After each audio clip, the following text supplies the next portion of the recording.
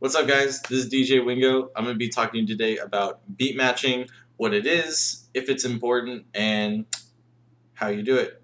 Let's get into it.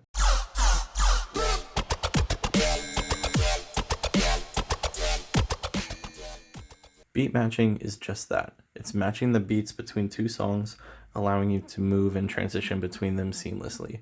As the night goes on, it allows you to maintain that momentum and keep everybody dancing, keep the party going. In some cases, it allows you to switch genres too. So if you're playing a track that's 150 into a track that's about 75, it's still seamless. It's just a little tempo change, but we'll go into that later. For now, we're going to be doing the demonstration on my DDJ 1000, which is formatted similarly and built just like CDJs, which is the most common hardware you're going to find in clubs and festivals.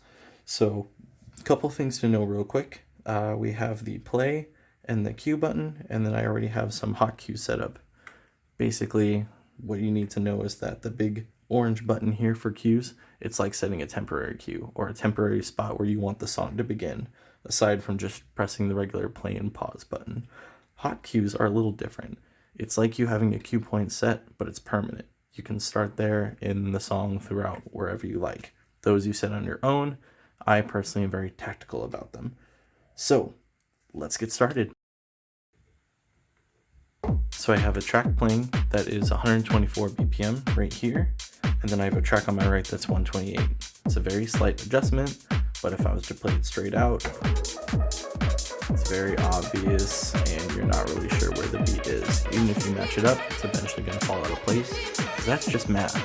So what we have to do is, let's play this guy again, but we'll set it here at a quality spot, and then we will grab the BPM fader of the 128 track, and we'll just adjust it down a little to 124. That way it'll be even, and you guys can see what I'm doing, the controller and through my record box. So let's start the song.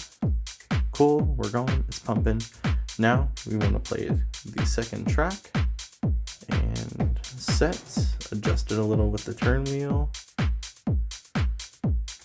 Okay, we're gonna bring it in. All right. That's it. So it's really that fundamental. There's other ways to do it, of course. The more classic style of just using your ear, using your headphones. Doing it that way, you would honestly just hit the cue button. These two guys allow you to hear what's going on through your headphones, through a jack down at the bottom. That way you can know what's going on before you start to play the track. There's different topics like that we can talk about later into more depth.